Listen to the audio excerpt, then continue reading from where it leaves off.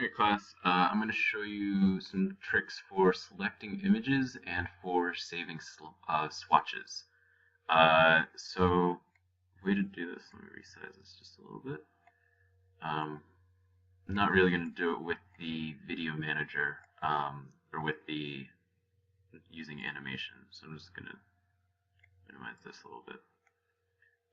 So I got this great picture of a ham and cheese sandwich, and I want to make something, an animation based on the colors of this. So what you can do is, you've got a swatches panel right here.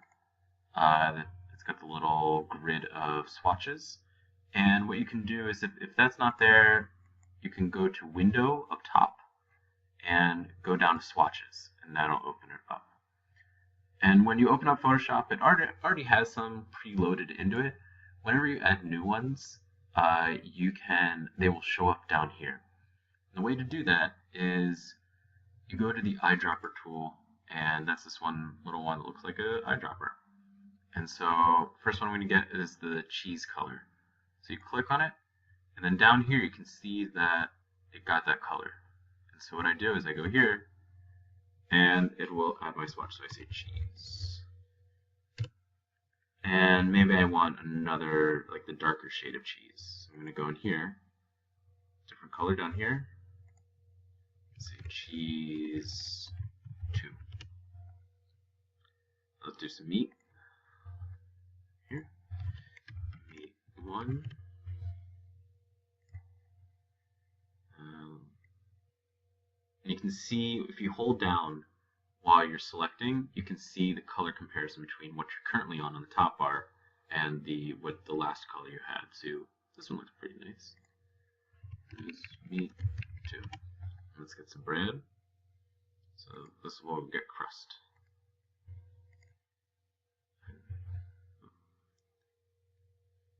And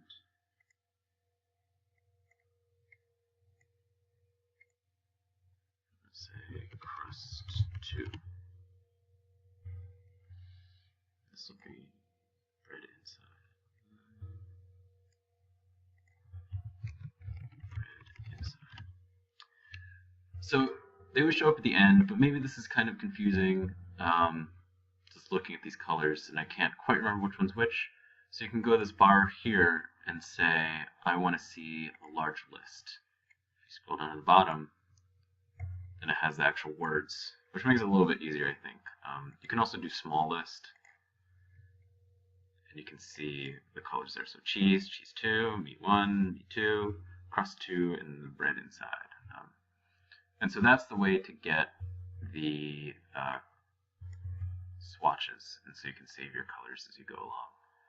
Now what if I wanted to just isolate this object? And so what I'm going to do is I'm going to duplicate the layer just in case I screw up. It's really good to just make sure that you back up your stuff. So just sandwich. And I'm going to turn off the layer below. And so I've shown the magic wand tool. You can kind of get rid of some stuff in there, click around, change your tolerance up here to, and that actually works fairly well. But maybe you've got something tighter and you just want to try and get the shape of the cheese. So go back up to duplicate layer, and there's the magnetic lasso tool, which works pretty well.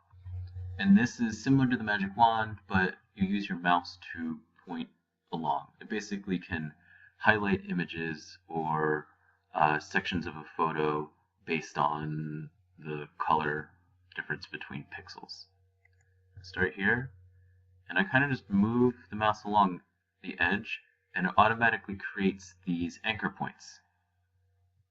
You don't want to go too fast, but you don't have to go crazy slow. You can click to set a point.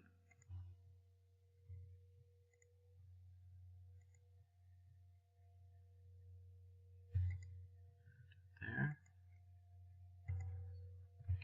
If you zoom in, can see that there's a little line that forms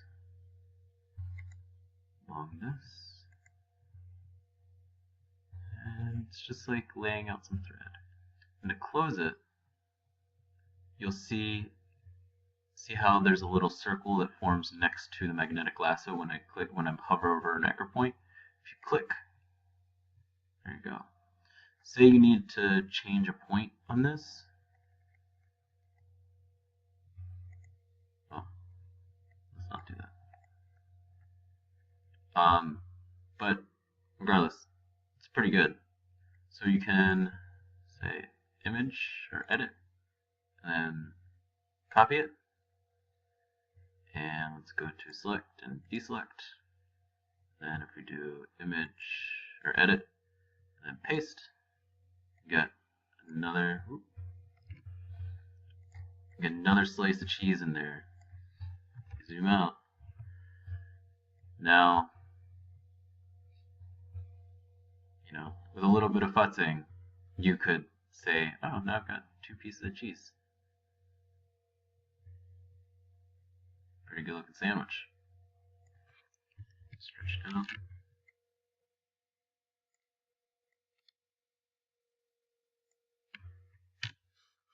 So that's how you can select items in a different way than the magic wand.